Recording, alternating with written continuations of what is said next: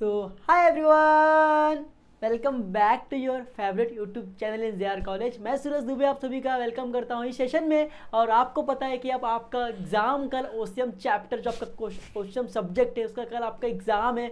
और आपके थोड़े से प्रिपरेशन कम हो गए होंगे और आप कंफ्यूज हो गए कि सर हम प्रिपरेशन तो हो गई है लगभग, बट स्टार्ट कहाँ से करें और कैसे कुछ चैप्टर को स्किप करके भी हम 60 प्लस स्कोर कैसे ओसीएम में कर सकते हैं बच्चों। तो मैं आज की इस वीडियो में डिस्कस करने वाला हूं कि आप कौन कौन से चैप्टर को स्किप कर सकते हो और कौन कौन से चैप्टर को आप लोग को सबसे फर्स्टली अटैम्प्ट करके पढ़ना है और उसके नोट्स को प्रिपेयर करना है ताकि एग्जाम में वैसे क्वेश्चंस बनते हुए नजर आ सके बच्चों। सही है, तो इस वीडियो में हम लोग बात करेंगे किस तरीके से हम एक जीरो लेवल से स्टडी करके हीरो बन सकते हैं। अगर आपने कुछ भी स्टडी नहीं किया है फिर भी अगर इस वीडियो को देख के सिर्फ इतने ही क्वेश्चंस करके जाते हो तो आई से टू यू कि आप कम से कम मिनिमम में बता रहा हूँ कि आपको 60 प्लस आने से कोई भी रोक नहीं सकता। आप इजीली 60 प्लस ला सकते हो। और हमने एक सेपरेट वीडियो बनाया है डिस्टिंग्विश बिटवीन का, जिसमें हमने आईएमपी डिस्टिंग्विश बिटवीन दिए हैं, जिसमें 10 डिस्टिंग्विश बिटवीन दिए हैं, जिसमें से 12 मार्क्स के लिए कोई भी 3 आ सकते हैं बच्चों। तो 10 में से 3 आपको करके जाना है। और मैंने उसमें बता दिया कि 10 में भी 3 कौन से इंपॉर्टेंट है, 10 में से भी कौन से 3-4 इंपॉर्टेंट है, मैंने उसमें बता दिया आपको। तो वीडियो को आपको देखना है, वीडियो को लाइक करना है, शेयर करना है, आपके सारे दोस्तों को शेयर करना है। और इस वीडियो में हम लोग बात करने वाले हैं कि कौन कौन से चैप्टर को सबसे पहले अटेम्प्ट करके हम एक पासिंग मार्क्स तक पहुंच सकते हैं या हम इजीली पास हो सकते हैं और एक अच्छे स्कोर की तरफ बढ़ते हुए नजर आ सकते हैं बच्चों।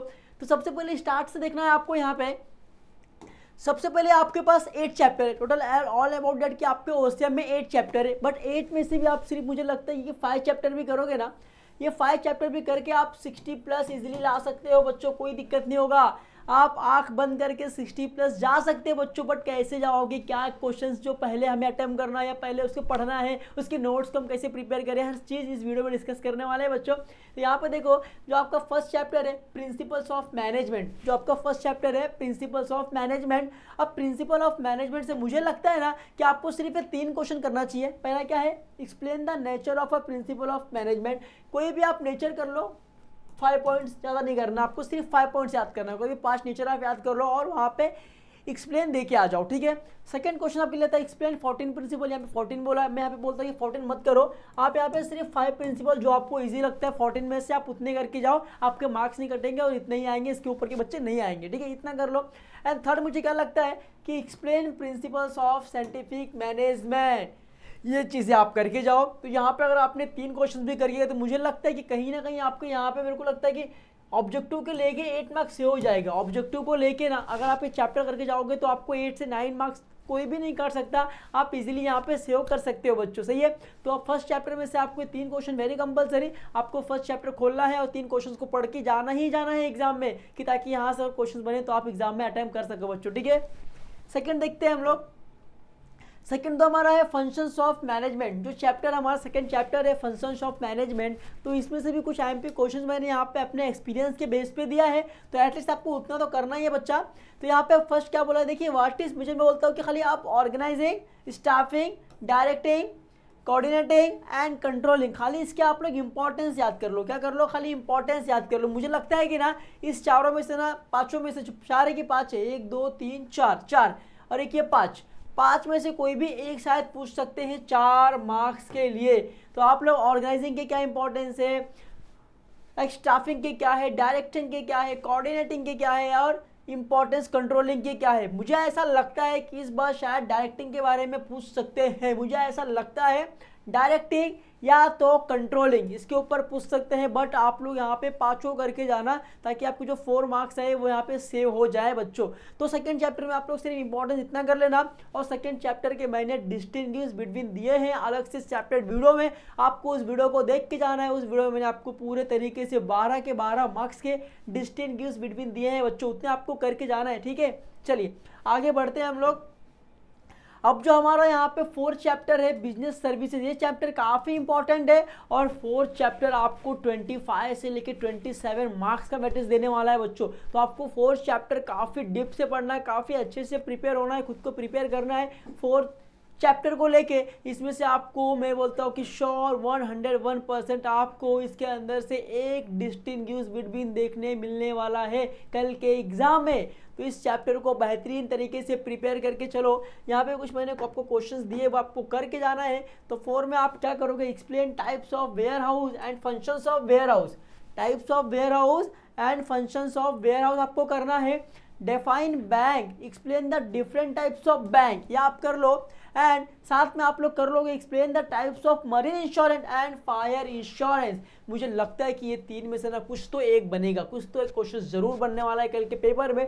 तो ये तीनों करके जाओ। और इस 4th चैप्टर के मैंने डिस्टिंग्विश वीडियो अलग से इसका वीडियो बना के रखा है, तो हमारे इस वीडियो को चेकआउट करना है बच्चों। और मैं बोलता हूँ कि आपको ये 4th चैप्टर अगर आप अच्छे से करते हो ना, तो मुझे लगता है कम से कम 20 से लेके 25 मार्क्स आप 4th चैप्टर से स्कोर करोगे ऑब्जेक्टिव को लेके बच्चा। मतलब 4th चैप्टर एक मेजर चैप्टर है आपके बिजनेस में, जो आपको एक अच्छे स्कोर तक ले जा सकता है, आपको एक पासिंग मार्क्स आपको पास करा सकता है और 60+ इजीली आप ला सकते हो इस चैप्टर को अटेम्प्ट करके बच्चा।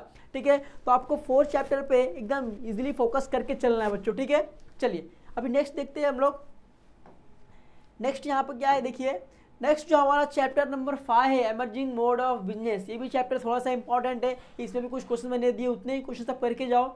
अगर एटलीस्ट आपने उतने भी क्वेश्चंस किए तो आप, मुझे लगता है कि आपको ना पास होने से कोई भी रोक नहीं सकता है बच्चों। तो क्या क्वेश्चंस मैंने दिए मैं आपको यहाँ पे दिखा दूँ कि 5 चैप्टर जो आपका है उसमें से मैंने सिर्फ 2 ही क्वेश्चन दिए। क्या दिए, what is outsourcing, advantage and disadvantage, और what is BPO, explain in detail. ये आप 2 कर लो। मुझे ऐसा लगता है कि दोनों में से कुछ भी एक शायद मेरा एक्सपीरियंस बेस बता रहा हूँ मैं आपको कि पूछ सकता है, बट आपको पूरे चैप्टर को पढ़ के जाना है। बट मेरा मानना है कि पहले आप इन दोनों को करके जाओ, शायद अगर एग्जाम में क्वेश्चन बन गए तो इसमें बन सकने की चांसेस ज़्यादा है बच्चों। ठीक है, क्लियर। तो 5th चैप्टर को भी आपको करके जाना है। एंड जो लास्ट का आपका 6th चैप्टर, 7th चैप्टर आपका है, chapter number 7 is very very very important. इसको भी आपको जाना है क्योंकि इसमें से भी आपको, मुझे लगता है कि 8 से 10 मार्क्स आप इजीली स्कोर कर सकते हो बच्चों इसमें। ठीक है, तो याद रखना है कि आपको जो 7 चैप्टर है उसमें भी आप लगता है लगभग 8 से लेके 10 मार्क्स स्कोर कर सकते हो बच्चों। तो इसमें मैंने कुछ 3 क्वेश्चन दिए, ये काफ़ी इंपॉर्टेंट क्वेश्चन लगने वाला है मेरी नज़र से। State any 4 rights of consumer,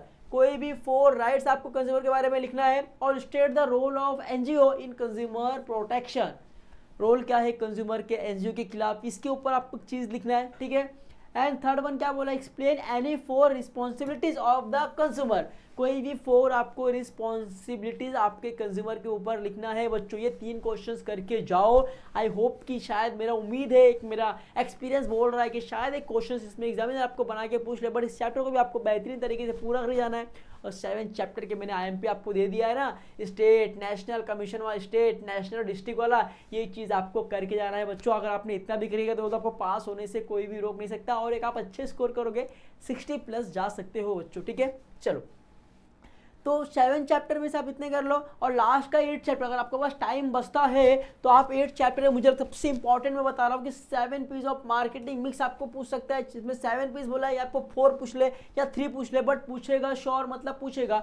तो इस चैप्टर को आपको वेरी इंपॉर्टेंट समझ के चलना है, इसको आपको करके चलना है। इसमें मैंने कुछ नहीं 3 क्वेश्चन दिए, तो ये कौन कौन से हैं, 7 पीस है। फिर explain the functions of marketing, marketing का फंक्शंस क्या है वो आप बता सकते हो।